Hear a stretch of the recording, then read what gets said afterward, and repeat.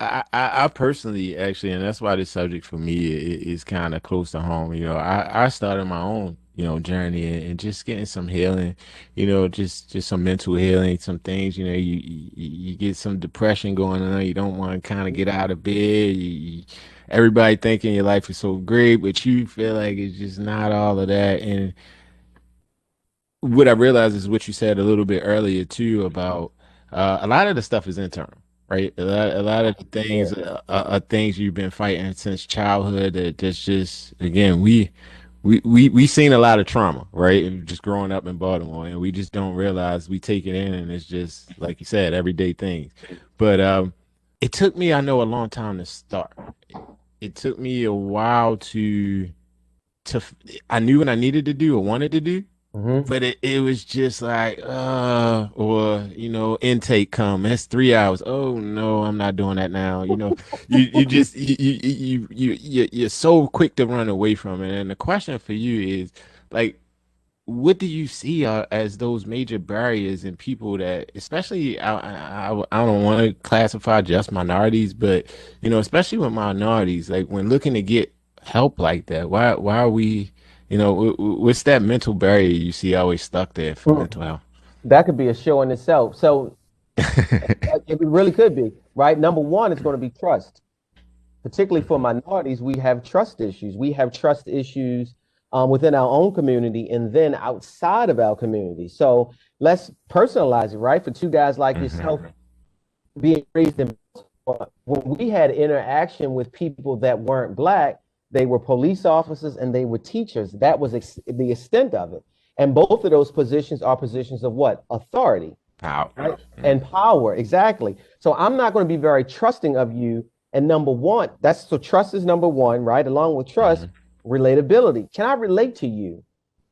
How can I Hmm. relate to you? You didn't grow up in the environments that I did. I don't know that you can even relate to me. So why would I sort of spill my business, tell my life Hmm. story to you, and you can't relate to me, right? So those are two major things. The third one is it's still a stigma.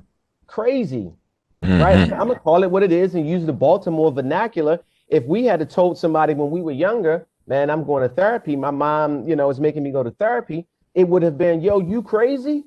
Yep. I mean, that's the vernacular that we would have heard. And for Hmm. somebody young who's still developing mentally, that wouldn't have been a good thing. That would have been damaging. Would we have been, laughed at by our friends? Some of our friends would have joked us, nonstop. Yo, crazy, yo, crazy. And I hate to say it in that way, but that's Nah, nah, that's how they said that's what is it. the reality. And as we got older, it's like, okay, so it's stigma, right? And then as you get older, it's like, well, time, as you said it, right? I have my own family now. Do I have time to go to therapy? And in actuality, we do, but we would self-sabotage a lot of therapeutic beginnings because we didn't want to go in the beginning. Oh, well, she said the appointment is at 8 o'clock on a Monday. Now I got to watch Monday Night Football, right? She's talking about Friday at 5 o'clock. Now I'm going out to happy hour. Or Wednesday, I got to go to the gym. It's so many things. It's stigma, and then another thing is money.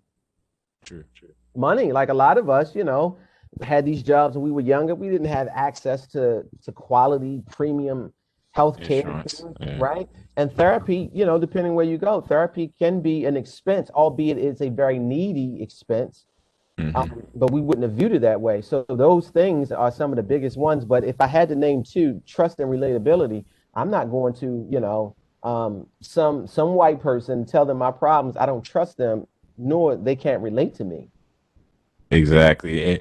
And like you said, that they some big things, even like trust, right? How do you uh I think that was one for me. What do you tell, I guess, clients that may have been incarcerated before or abused by the system in some way?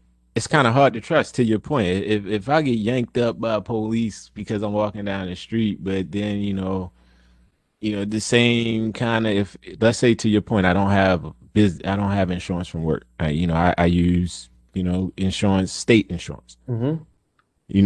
These are the same people now that's going to help me mentally, but abuse me over here and here. How do you, what advice do you give for people that kind of get caught in that mental situation with the trust? That's a great question. So this is what I would, and that happens a lot, to be honest with you. And I tell people, what's the opposite of not giving it a try? And then most people will say, well, Rashad, I remain at the same place. And then I'll ask them, tell me how that place feels. And most of them will say, man, it sucks. I want to get Hmm. to a different place.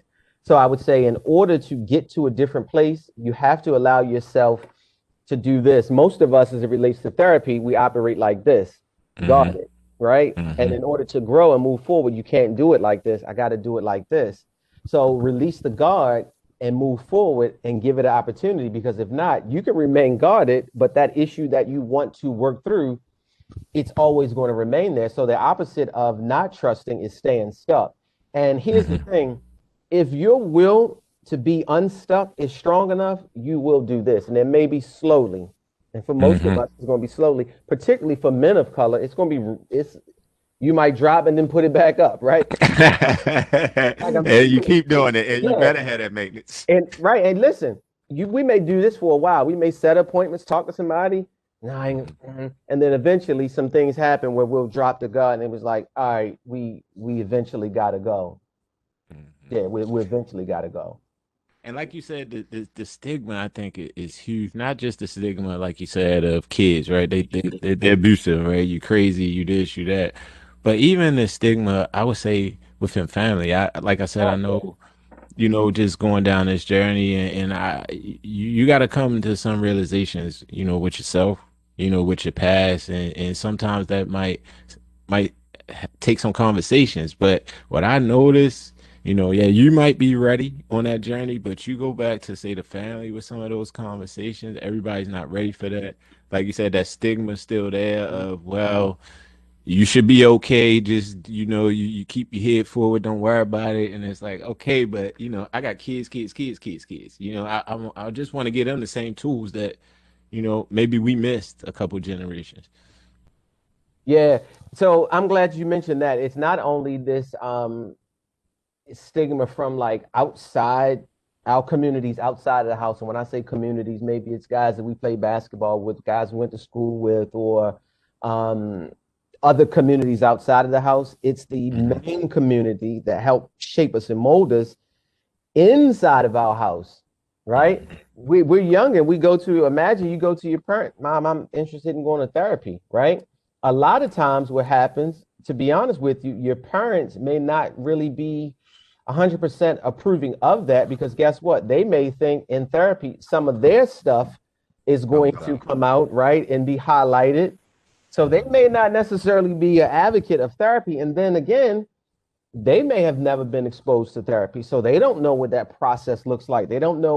Um, they don't know everything about that. They Hmm. can't direct you to a therapist. They can't tell you how to navigate connected with a therapist financially, because they've never done it. So that's why Hmm. right now, right, man, it makes my heart so happy to see sort of the space that we're going in terms of therapy, that it's not as taboo. It's still taboo for some. Hmm. There's still a huge stigma, but I'm starting to see, and again, I hate to use this term, celebrities or influencers use their power to, man, I'm in therapy right now. I love, like, the NBA. I'm still follow sports, right? To see Hmm. guys that played in the bubble, man, this was Yeah. anxiety producing. I was depressed being in the same spot, not being able to go. Kyrie Irving, right? I took Hmm. games off to protect my mental health. I mean, one of the best players in the league. And I Hmm. like the direction that we are going when we see people talking about mental health more and more, because we do need to pull this stigma down. So maybe the next generation of Rashads and then Keiths, they was, mom, hey, I'm feeling this way. I'm feeling that way. Do you know of a therapist? Right. What would that do for generations and households? It's a game changer. Man, way game changer. Even like you said, what does it do for household? What I learned through the process is it's just forgiveness, right? Like you said, as a man, it's kind of hard to go, like you said, through this period because here is about vulnerability. Hmm. And the vulnerability is that, you got to be real with your own wounds. And that sometimes, like, again, for me, it just, forgiveness was big because you understand that what was pitched on to me was probably pitched and pitched and pitched from years and years. And hopefully, again, we can do that breakage where, again, we break that stereotype of that stigma, and hopefully, get the families back healed again. Hmm. Yep. Yeah.